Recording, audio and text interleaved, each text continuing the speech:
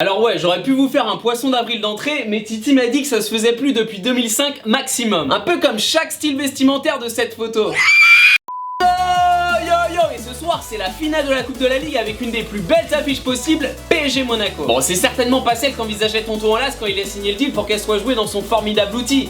Mais tant pis pour lui, il fallait pas se faire sortir par Guingamp. Et d'ailleurs, je sais pas si vous avez vu, mais il cherche encore une fois à forcer le destin avec la finale de l'Europa League en 2018 qui sera jouée au Parc OL. Il a quand même les pieds sur terre, Jean-Mi, il a pas osé demander la Ligue des Champions. Bref, on commence avec les cotes du match et Monaco est coté à 3,40, le match nul 3,60 et Riron, Valladolid, le PSG 2,10. Alors oui, on sait toujours pas sur quoi il se base pour voir le PSG autant favori. Et je te mets un verre. Ah, c'est peut-être parce qu'ils sont leaders du championnat. Peut-être plutôt parce que eux ils sont en quart de la Ligue des Champions. Ah, c'est parce que Monaco fait jouer les poussins. Bah je laisse tomber. Oublie pas de lâcher ta piécette hein.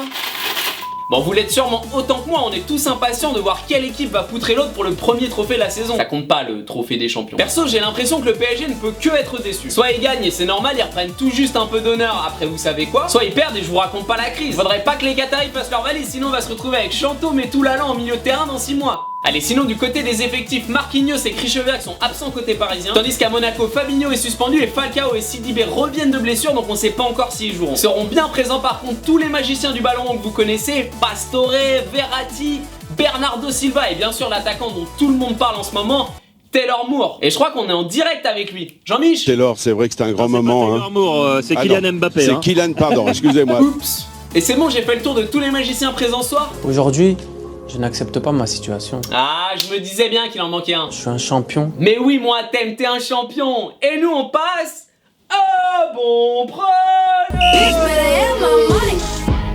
Forcément, après la coupure internationale, ça fait longtemps qu'on n'a pas vu jouer ces deux équipes. Je vais vous rafraîchir un peu la mémoire. Monaco reste sur 6 victoires de suite et 18 buts marqués. Pendant ce temps, le PSG, sur leurs 6 derniers matchs, ils galèrent à battre Niort, Nancy et Lorient et ils se bouffent 6 tapas à 1 contre le Barça. Bref, pour moi, ce soir, la victoire devrait... Il n'y a pas de victoire qui s'envisage sans les Marseillais. Il joue pas, Manu, t'as craqué là. Je supporte l'Olympique de Marseille.